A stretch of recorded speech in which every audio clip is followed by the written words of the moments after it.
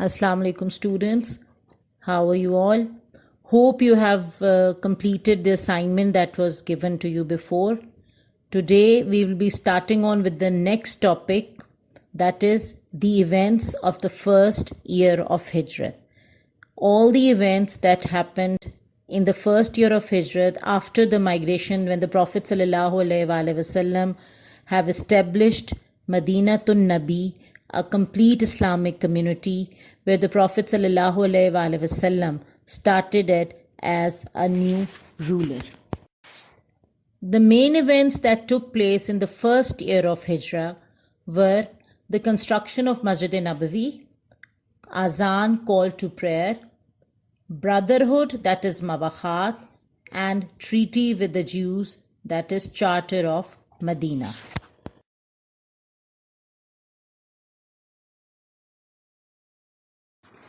When the Honorable Messenger honored Medina with his coming, the city was lacking a place where they could perform Salah together and gather together to discuss their issues. Here they needed a masjid which would be a center for these important duties. So the very first thing the Prophet ﷺ started in Medina was to build this mosque. When they entered the city for the first time, the Prophet ﷺ's camel, Kasfa, kneeled down in a plot where two orphans named Sahal and Suhail from the sons of Najjar tribe dried dates. These two orphans were under the protection of Muaz bin Afra, who was a Madanite Muslim. The Honorable Messenger told Hazrat Muaz that he wanted to purchase this plot. The Messenger of Allah sent for the two orphans who were the owners of the plot and asked them the price of the plot.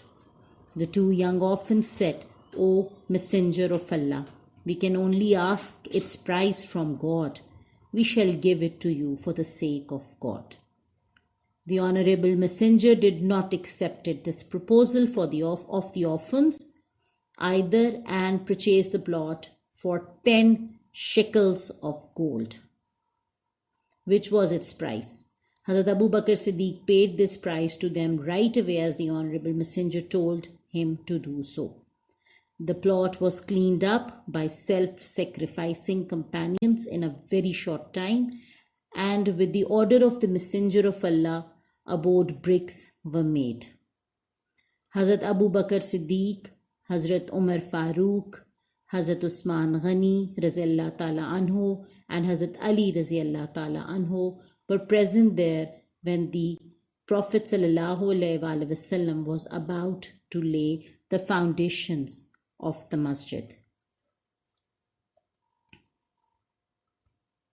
The Prophet ﷺ worked in building of the masjid actively without having a rest, while carrying about bricks in his blessed hands himself. Masjid-e-Nabawi was built in a very short time as a result of non-stop working, and this divine area, which was made of 4 board brick walls, free from all kinds of ornamentation, did not have a roof. Its Qibla was towards Jerusalem, as the Kaaba was not appointed to be the Qibla at that time. It was tetragonal in shape and had 3 gates and a mihrab. Date tree trunks were put in line in place of mihrab. There was no mimbar, only was a date log which the Messenger of Allah leant on while reciting sermons. Later, a mimbar with 3 steps were built as the companions wished to do so. Masjid-e-Nabawi took its final shape, having gone through restorations at various times. Masjid-e-Nabawi was used not only for collective praying but also for meeting religious needs of Muslim population. Moreover, lessons were taught in the masjid and the messenger and tribe chiefs were received. In Makkah, the number of Muslims was small. They could make a prayer without any call. The Prophet ﷺ arrived in Medina, and here the number of Muslims was increasing day by day.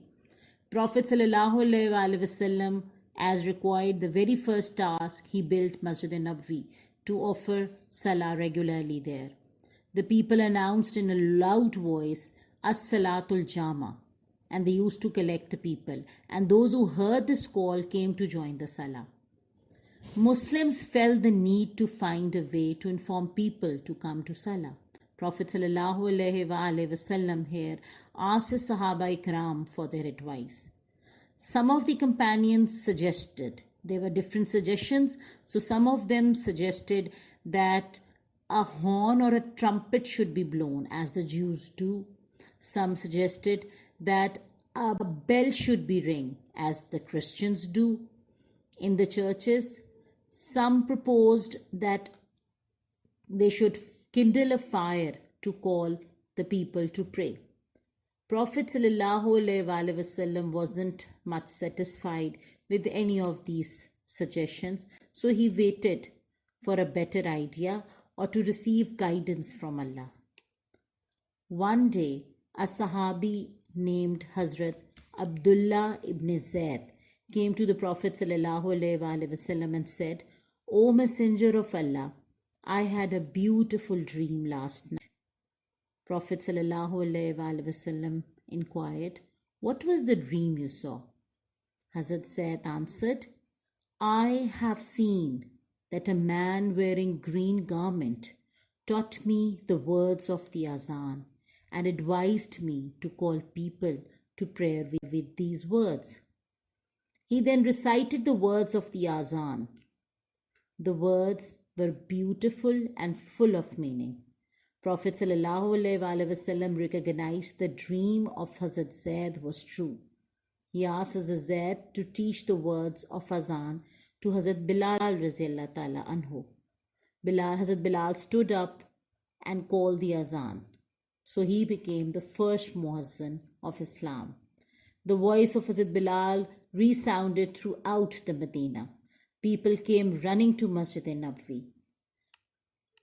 Hazrat Umar ibn Khattab was one of the person who came to the Prophet ﷺ and said, "O Messenger of Allah, an angel taught me the same words in my dream last night." So these words were being accepted as the official call to Salah.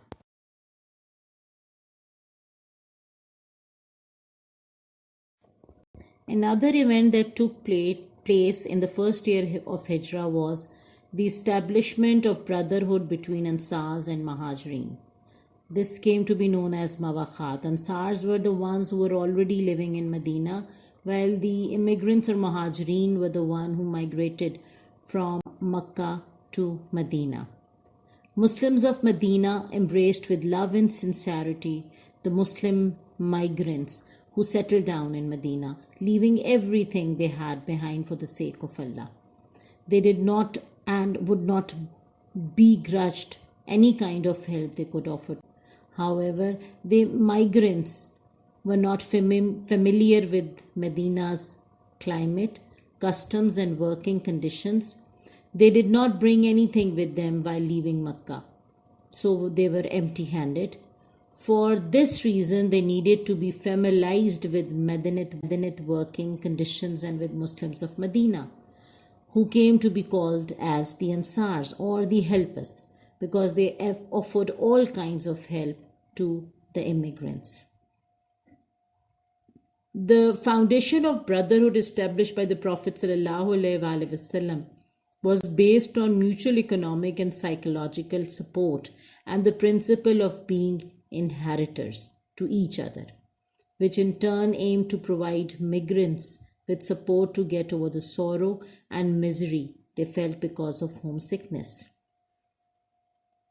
According to this foundation of brotherhood established, leaders of each family in Medina would provide a Muslim family from Makkah with accommodation and share their belongings with them, and they would work together.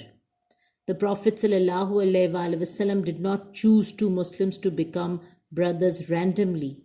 Contrarily, he investigated them and carefully appointed the best matches as the brothers. This was a brotherhood that outpaced biological brotherhood. It was a brotherhood based on faith and religion. Muslims of Medina, the Ansars, shared everything they had with those sorrowful, miserable, and homesick Muslims. A large social charity was established. Muslim immigrants were saved from economic problems. Each Muslim of Medina would give half of their belongings to their brother from Muslims of Makkah.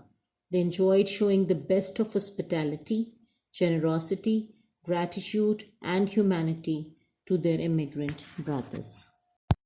Another event that took place in the first year of Hijrah was the Charter of Medina, or the treaty with the Jews. Now, the population of Medina was mainly made up of the Muslims, that is, the Ansars, the helpers, and Muhajirin, the immigrants, and 3 more Jewish tribes. Prophet ﷺ was recognized as the leader of this community, and he had a treaty written which became the Constitution of Medina, or as it is sometimes called, the Charter of Medina. It outlined the rights and duties of different groups and referred in detail to the rights and duties of the Jewish tribes in relation to the Muslims. Some of the terms of the charter were as follows.